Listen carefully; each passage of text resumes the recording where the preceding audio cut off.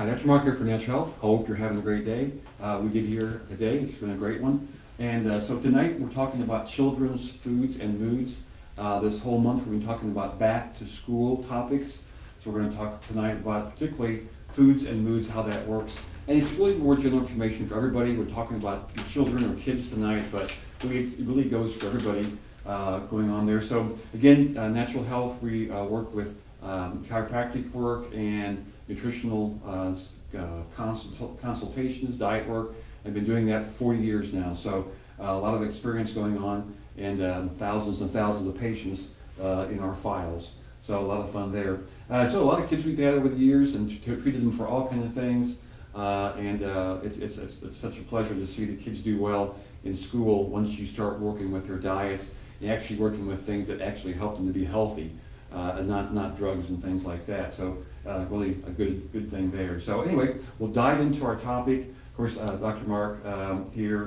And the gut-brain connection is a big one. We see a lot of people have problems with that because most people that come in here have leaky gut, and that's from the bad diets they've had for years. The gut lining has gotten weakened. And so foods we eat affect how we think and feel. And as we get into our little picture here, we're looking at the gut lining, and there's only a single cell there in the gut lining. And then you have the lymphatics or the blood vessels behind that. So in a normal gut, you have the tight junctions there, and so the microorganisms are, whatever problems people are having, toxins in the gut, even poisons and different things don't get through there. And even we talk about food proteins that do, but when the gut lining gets irritated over time, and again, because if people are eating a lot of refined carbohydrates, their pH goes more basic, and so that allows for a lot of this stuff to happen. And it's a really common problem. We just see it almost about everybody that comes in here. And so the one thing they're not showing here, though, too, is even the foods that people eat, the proteins in those foods can get through those openings and get into the body, so the body fights it as an allergen response. So a lot of these foods cause then food allergies, and many kids and even adults have food allergies. So every time they eat things, all they're absorbing is the carbs. They're not getting any of the good nutrition in there. And so we try to get that stopped, get the gut to fix itself so the body can actually absorb good foods, the good minerals, and break those down. Another point here too, when we're talking about pH there a little bit, is that if the gut has went basic, you're not going to absorb good minerals like iron and calcium. They have to be absorbed in a pretty high acid medium, or the body won't even break them down to absorb them. So like even people are drinking milk, and of course they push that at school. Milk is, once it's pasteurized, it's ruined in the body's ability to get that out. It's very limited to get any calcium or anything good out of it. And most of the time it becomes more mucus producing and irritating to the person. So again, we're going to talk more about foods as we get into this, but how that affects then their mood for the day, or their body's ability to even heal and to absorb any of the information at schools.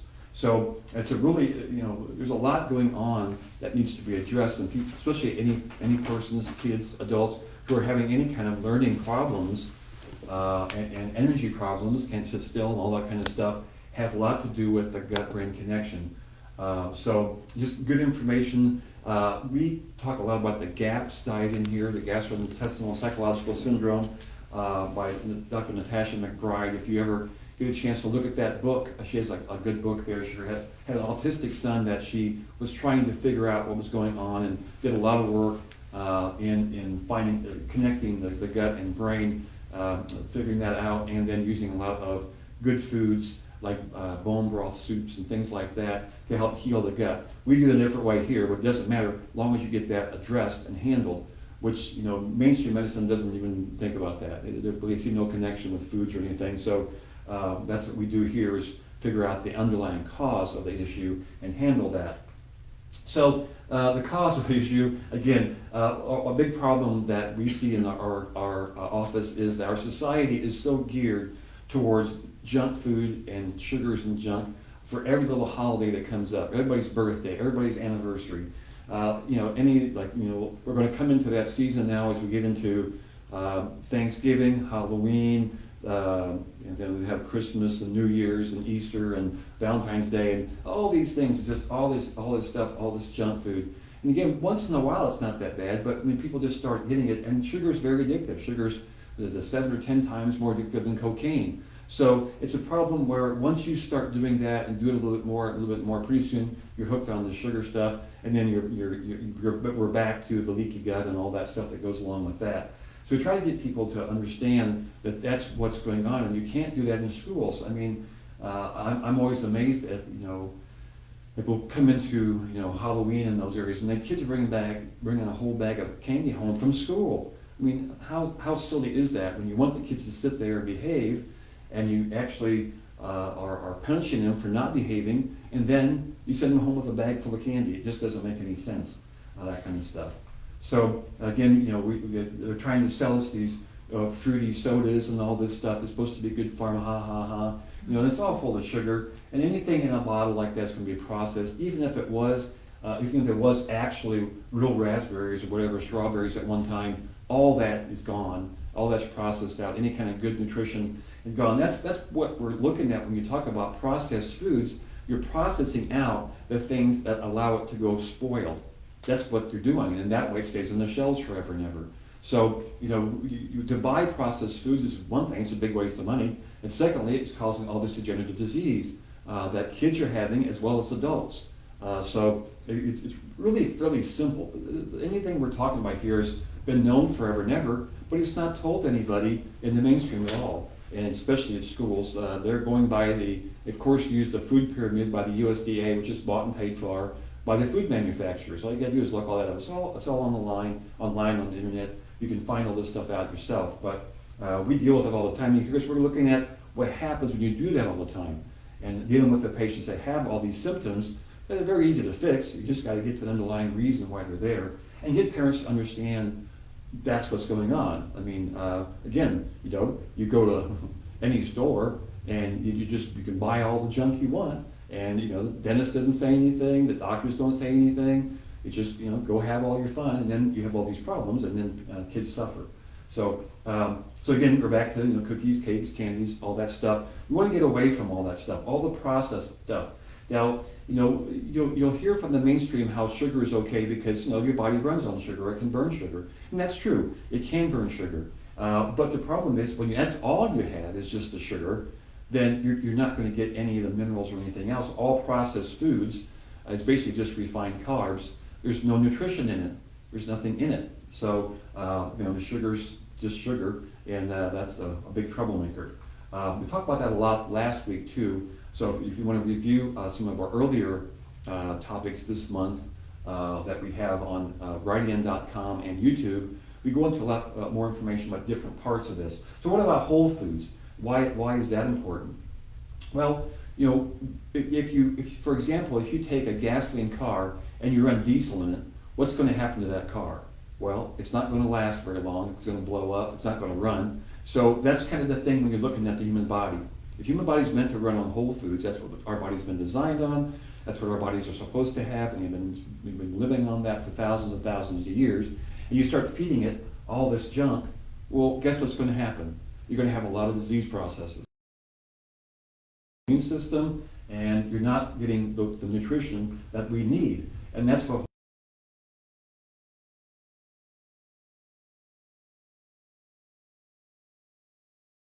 some of the ground that these foods are raised on do not have the minerals and vitamins in them. That's why there's mineral and vitamin supplements. That's what we do at Natural Health need that actually work for them, and then they can absorb and digest. But in general, though, just whole foods, of course, are really good. But what does that mean? You have to find out where the food's raised, were they spraying it and different things like that. There's a lot of things to it, but it really isn't that hard to figure out. Good meats and things too. There's a lot of good nutrition in meats. The problem is a lot of people have a hard time digesting those, and especially the older people. Now the kids usually aren't too bad, but there's food combinations that work much better than things. We have a problem with when you eat refined your carbs and starches with meats and proteins at the same meal, proteins and oils. they don't digest well, and they cause problems with insulin and stuff. So what do most kids get all the time? Well, it's sandwiches and pizzas, spaghetti and pasta things, all the wrong combinations of foods, which again, don't allow the gut to absorb nutrition correctly. And so if they're not absorbing nutrition, all they're getting is the sugar. What they have to do with how you feel in your mood. Well, when you get the sugar, you're just off the wall, crazy energy, where that goes crazy. Then when the insulin catches up to it, drops all the sugar out of the bloodstream, they go hypoglycemic in relativity, and then they're all tired and wore out and grumpy and cause trouble and tear up stuff. And so it's really simple how that works. And then you're riding a kid and you got to take a time out, and pretty soon, the psychologist got them on Ritalin and all kind of junk. So foods can really make a big difference in kids' school activities, but all activities and adults too, as far as that goes. So again, there are sugar. Like fruits have sugars, and fruits. An interesting story with fruits is before there was such things as refrigeration and the things we take for granted now. I mean, the only time you had fruits was when they became available in the fall. And so what happened in the earlier days, like the caveman days and all those kind of things, that when the fruits became available, yes, they tasted great. So for a month there, when they came available, they would gorge on fruits, get fat, they could live through the wintertime. And so that's all they ate, though. They didn't eat all the meats and all the other things and then have fruit at the same time. Those two really don't digest well together. Fructose, which is fruit sugar, is hard for the liver to digest. So if you're eating a big steak and then you have a bunch of fruit with it, well, it's not going to absorb it and digest it correctly. The liver's going to have to be fighting the sugar and all the things. So there's just much easier ways for the body to be able to absorb nutrition. Even if you're trying to buy good foods, the combinations and what time you eat foods is really important too. We talk about this all the time at Natural Health, nutrition work, and then of course, on the chiropractic side, getting the nervous system to be able to help the body to, again, work through all these systems. There would be the digestive system, the immune system, all the other ones too. Get it all to be coordinated in the event, in the goal of attaining actual health and maintaining health. So, and again, other things too, nuts and stuff. There's all kind of good ways of getting good nutrition. Like nuts have good proteins in them, beans and things. There's all kind of ways of getting. There's so many good ways of getting nutrition, and none of us should be sick. But of course, America is the sickest country in the world because nobody knows how to eat right, and all you do is just live on drugs. So it's a terrible way of trying. They talk about that being health care, and it's not health care. It's disease management. So if you want to be healthy, you have to get back to the fuel that this body's meant to work on. And so I think I probably rambled on enough and probably stepped on a lot of toes, but that's okay. Just trying to get people to wake up. I think we've seen a lot of this. My patients are talking a lot about this with the COVID thing and how the science really wasn't the science. A lot of this stuff is all political and whatever else you want to call it. And so we really have to get back to what does it take to be really healthy. And so, for instance, the kids, I think, 50% of kids are obese. It's some kind of big number like that. Autism now is was it 1 in 8?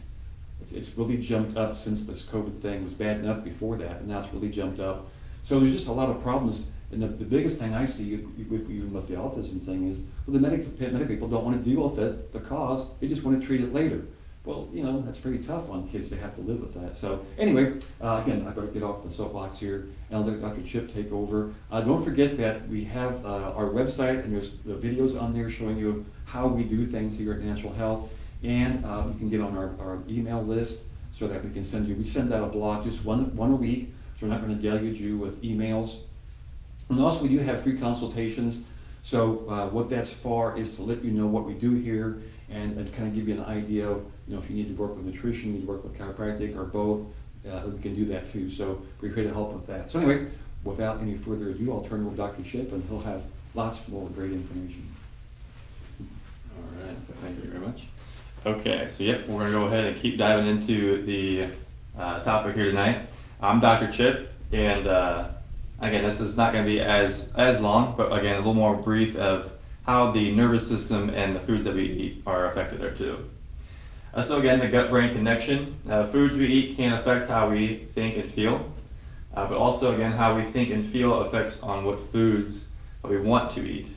And so a lot of times too is that when we are affected in different ways, it could be stress related or different things going on in our lives, that can actually direct us to more of those easy to grab foods. Easy foods such as processed foods, as fast foods, sugary foods, anything like that. And so when with the kids, of course, too, is that maybe they're going through things in school or whatever, all this stuff's going on today. But even with the parents there too, if we're not being able to plan ahead or plan accordingly, we could probably grab those fast, easy foods there too.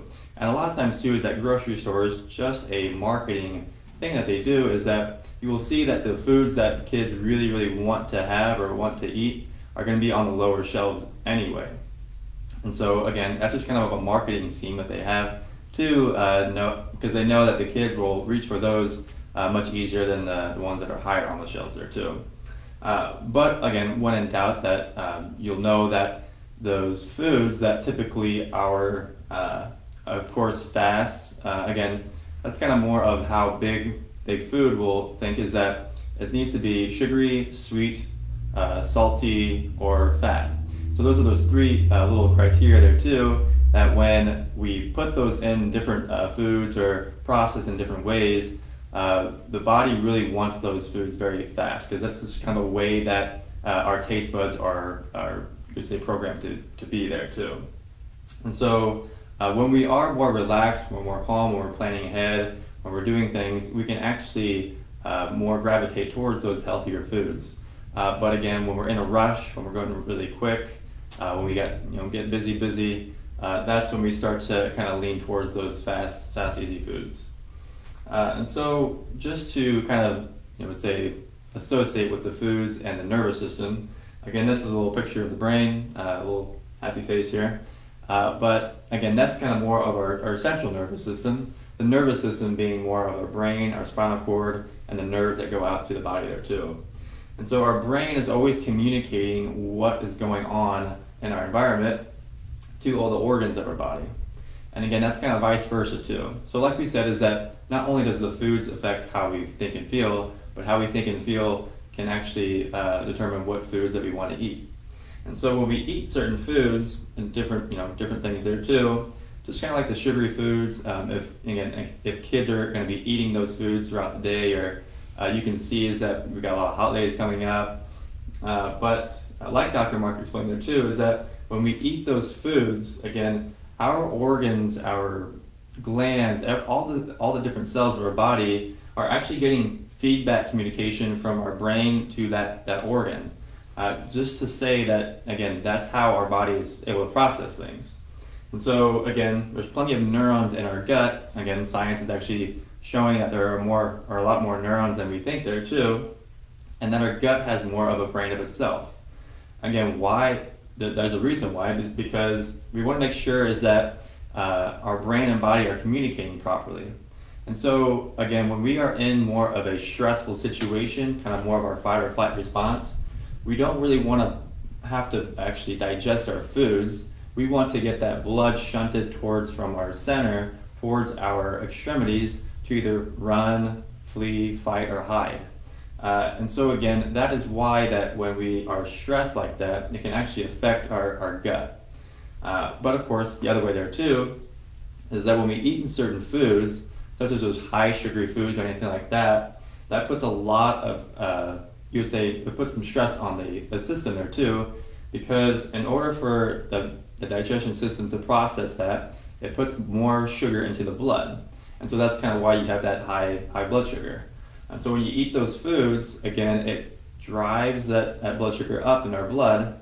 And again, when we start to run, we start to do things, that's kind of burning that off. Because again, too, is that's why that crash comes, is that we have to, when we get those foods in, the blood sugars come up, and then there goes the dip. And that's when we get really sleepy or lethargic or anything like that. So it's not just the kids. Obviously, as adults, you can kind of see that when you have a big carby meal or sugary foods or anything like that, that's in the afternoon, that's kind of what happens, that dip there. And so again, that is kind of playing on both those factors, just because, again, that's how our brain and bodies are connected. That's kind of how we're hardwired. And so when we're able to be more at ease, more restful, when we're able to regulate ourselves more throughout the day, and even helping kids to practice that too, that's when our brain and body are in more sync, more aligned, and so that we're able to actually process foods better when we eat, and we're not so susceptible to go ahead and reach for those little fast foods there too. Okay, and then just kind of lastly here, again, stress, or actually there's one more here, I think. Yes. So stress, again, like you've said there too, is that it does play a huge impact on our body's ability, or brain and body's ability to communicate with each other. And so again, if we perceive stress in our environment, it's going to affect our gut. Again, our gut is kind of more of that feeling, kind of like, say like if you're giving a big speech to a big crowd, and you haven't done that very well or very much before, you're going to start having this feeling in the gut. It's kind of more like butterflies in your stomach or anything like that. But it's because you're perceiving the speech or anything as a threatening thing, as something that it could be, you would say, you're thinking about what other people think and everything like that. You're thinking about how you're going to do, and that all those thoughts are actually bombarding you and can actually cause a little stress on that. And so that's not a very typical time when you want to start eating a lot of foods. That's kind of more of a different time, of course. And so again, that's one way to see and how to notice how our brain and body, or brain and gut, is so connected there too. And so again, for the parents, obviously we have a lot of different responsibilities for more than the kids there. Again, we got finances, business, relatives, relationships, social decisions, and all that. And so again, if we have all that going on, that can build up, and of course that can actually cause us to say go for those sugary foods or those easy to grab foods, which again, it's okay at some of those times, but we don't want to do that all the time. And again, for the kids there too, social, other kids there too, grades, competition, decisions. Again, they're going through their own path of learning, competition, of always competing against other people, or peer pressure or anything like that. And so it's always really a good thing to actually communicate with, of course, together there too. And as you would say, our brain and gut are communicating well, the parents and kids communicate well, and that can actually help, you would say, almost harmonize our systems there, kind of regulate the nervous system. Especially again, if you're kind of connecting with somebody else, you can kind of feel that on a different level. And so we don't really typically think about this, but we are always kind of giving off an energy, and that when we're connecting, or we're, let's say, being present with people, that's when we're kind of regulating that system more and more there too. And so again, that is helpful for our nervous systems, which again, in effect there too, can help the guts there, or our gut there too. So again, healthy habits, again, healthy snacks. Sometimes again, when we have so many choices, that can be almost overwhelming. But if you have just a few choices, and it could be a few healthy snacks, even the kids can actually have a choice to what to pick, and they're always going to pick, again, a healthy snack because you have healthy snacks there, but at least they think that they're going to have that good decision of getting what they want, you would say, in effect. Planning ahead, again, more of the time too, is that when we're in a rush or in a bind or anything like that, we go for that quick thing. And so again, when we can plan ahead, that's able to help us to have a good meal, or be ready for those certain circumstances there too. And then learning and creativity. So why I put that one in there too is that a lot of times when we are kind of eating those kind of different foods a lot, it's sometimes that we're not so much hungry, but we're almost either bored, or we could be thirsty, or it could be just something that we we don't have other things going on or want to do. And so learning is just something for us to actually help our brains to process information. We're learning new information. It helps our brain to actually pick up new information, to where we're not always having to kind of just sit there and be bored, but really giving our brain some new neural grooves there too. And then creativity, again, of course for the kids, but also obviously for the adults there, is that when we're thinking creative, when we're doing different projects and everything like that, we're obviously not bored because we're getting to do things that we like to do. And so again, like we said, is that some of those times when those foods that we kind of find ourselves eating sometimes doesn't mean that we need to be hungry, but it's more, again, it could be more like a boredom, wanting to do something, or just again, not being able to do things that we like to learn or create with. So, and again, just some different healthy habits there. So I think that is it for us today. Yep. And so again, you can always follow us at Natural Health Quincy IL at Facebook, YouTube, Brighteon, or Instagram. You can subscribe to our email list at naturalhealthquincy.com. We are located at 2000 Jefferson Street in Quincy, Illinois. The number is 217-228-2040. So again, thank you guys so much for watching tonight's episode or Health Shop. We are going to be completed with the August Health Shops here, and stay tuned for the September, where again we dive into more details about other good info about other topics. So again, have a great rest of the week, and thank you so much for watching. I got a question. Okay, your fruits, if they're frozen, does that take away any value from? Frozen, I would say no. That is a good way to preserve foods, typically, most of the time. Yeah, and water, does it really make a difference what kind of water you drink? We typically encourage spring water.